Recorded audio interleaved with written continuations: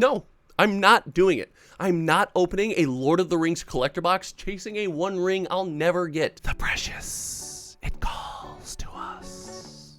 All right, maybe just one.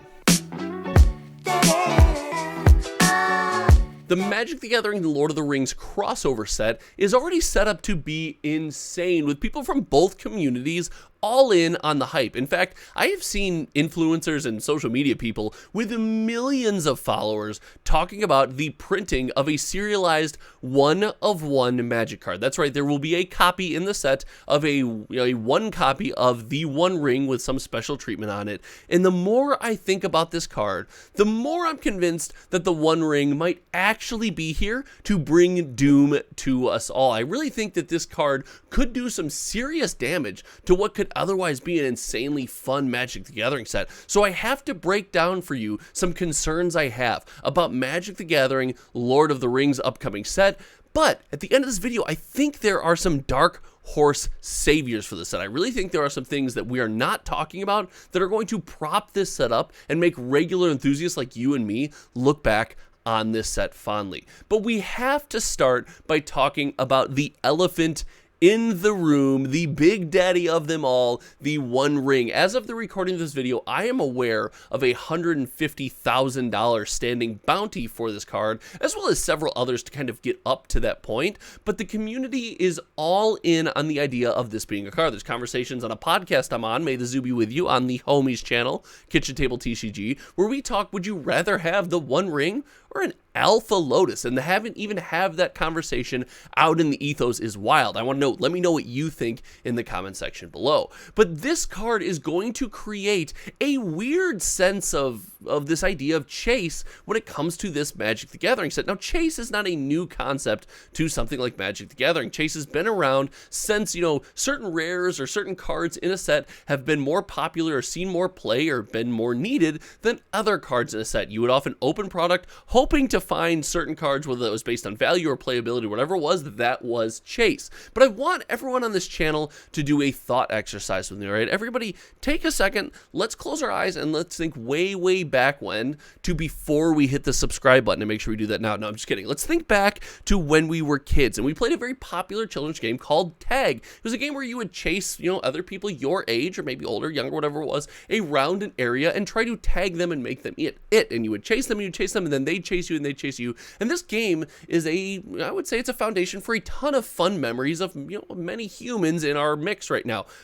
But when you couldn't catch anybody, or when the person who was it had no chance of ever catching anybody, well, the game instantly became less fun. People don't look back on that as fondly. And in fact, if you were someone who played that game and maybe you weren't the fastest, maybe you had other strengths about you, but when it came to tag, you just couldn't catch anyone, you don't look on that chase fondly at all. In fact, I think it would be quite a negative experience. The Lord of the Rings and certain thing, the One Ring is going to create a situation like this in my mind. Many enthusiasts, many regular people are going to open this product with maybe not in the forefront, but in the back of their mind, considering, well, what if I open this product? And the more product you open, the more times you do that, you're really going to start to have some regret and some numbness to never pulling the One Ring. Now, again, it's important to note that mathematically, it's almost impossible. We're reaching impossibility, right, to actually pull this card. I mean, yes, it won't actually be impossible. Wizards is putting the card in the set. For those conspiracy theorists, like, well, what if they don't? They're putting the card in the set.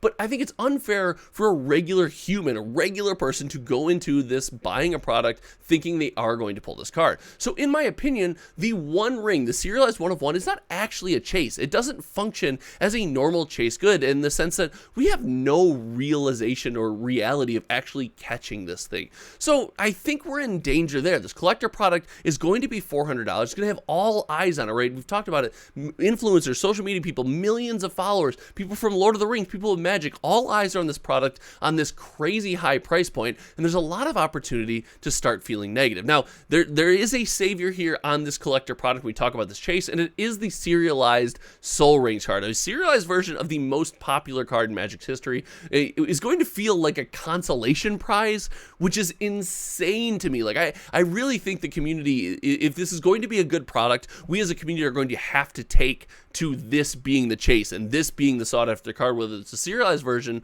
or, remember, the non-foil versions are numbered as well. But I have more concerns about this product, and while the One Ring is that might tempt and draw us into that collector box, that $400 collector box purchase, there are other SKUs and other products in this set. And the other two boxes, both the set and the draft, are where my concerns begin to grow. With all the hype on the set, all the marketing, everything that everyone on YouTube and Twitter and Insta, Facebook, and whatever it might be is talking about is all based around this collector product.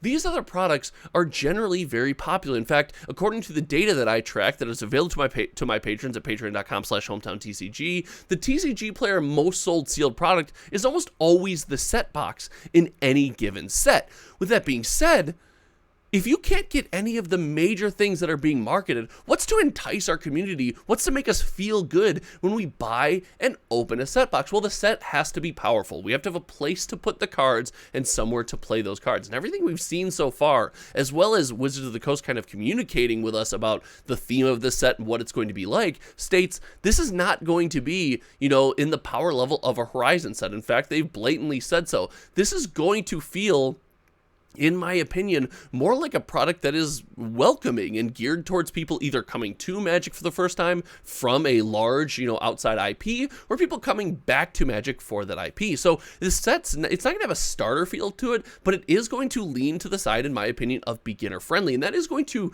kind of hurt the value of this product, more specifically the set box, and hurt our experience while opening it. Now, the draft box has one hope, right? There is one hope in the draft box, and that's the idea of playing limited in the Lord of the Rings world, right? You're drafting, you're playing sealed, whatever it might be, and you're doing so confined into the Lord of the Rings world. I think that is an opportunity to be extremely cool and bring a lot of people together around that product. But as far as the set box goes, we're going to have to look elsewhere, and the solution might just have to be Old Faithful for us at this point. It's gonna have to be box toppers. Now, for those that have been, following Magic for a long time, well, I guess not even a long time, for the last couple years, box toppers has become more and more relevant. I think back to a couple recent sets, and I'm gonna use standard sets as an example. We'll talk about, Ikoria had a box topper that was really powerful, something printed in the Godzilla theme. Zendikar Rising had box topper Expeditions, where you couldn't get the foil ones in the box topper, but you always got a really cool land that you could almost always find somewhere to slot into some deck. So the idea of box toppers carrying a product is not new, but with the box toppers that we have seen, they really have a chance to do something special, and that might be something we have to turn to as a community to kind of gain some solace and confidence in this product. But as we have these conversations, it's crazy. We've talked about all these conversations. I want to know, what are you going to do? Are you YOLOing all in that the collector product is the way to go, that it's the truth? Are you all out? Are you like, no, just give me the box topper, whatever it is? Let me know how you're going to engage with this product. And if you do, be careful of the price. There's a lot of crazy pre-orders for this stuff going on. I encourage you to go to your local game store and look to pre-order. And if not, I encourage you to visit my local game store. Channel sponsor MinMax Games has pre-order guarantee. They do not put up pre-orders for product they don't have, and they will lock you in your price. If that product goes up in price, they will not charge you $1 more.